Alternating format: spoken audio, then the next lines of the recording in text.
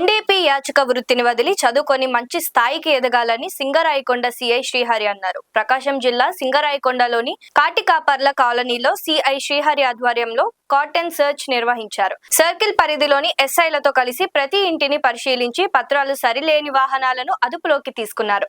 ప్రమాదకరమైన ఆయుధాలు ఏమైనా ఉన్నాయా అని పరిశీలించారు. ఈ సందర్భంగా సిఐ మాట్లాడుతూ కాటికాపర్లు కుల వృత్తులనే నమ్ముకొని విలువలు కోల్పోతూ యాచించడం సరైన పద్ధతి కాదని తెలిపారు.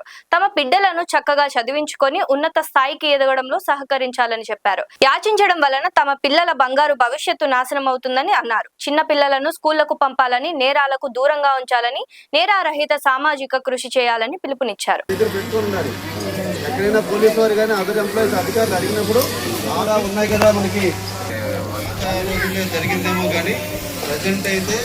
ఆంధ్రప్రదేశ్ రాష్ట్రంలో ఎక్కడ ఇలాంటి సీరియస్ పనిష్మెంట్ ఉంటుంది.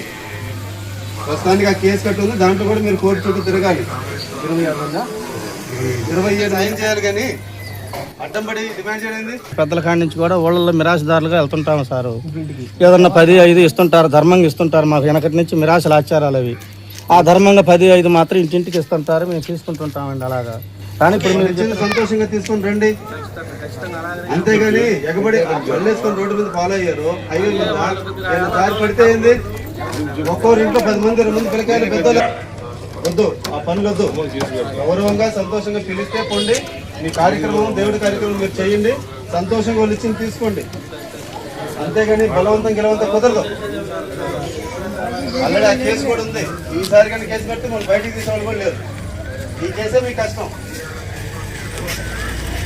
ఎట్టి పరిస్థితిలో కూడా ఈ గంజాయి గట్ట మాత్రం ఎట్టి పరిస్థితిలో వాడడానికి లేదు. ఓకేనా?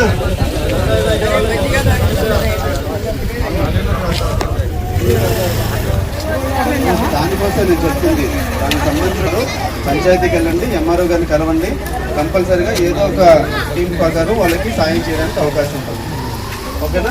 మా తరఫున ఈ దొంగతనాలు కొట్లాట్లు ఉంటే మీకు అట్లాంటి ఇబ్బందులు కానీ ఉంటే చూడండి, కంపల్సరీగా చేసుకోండి.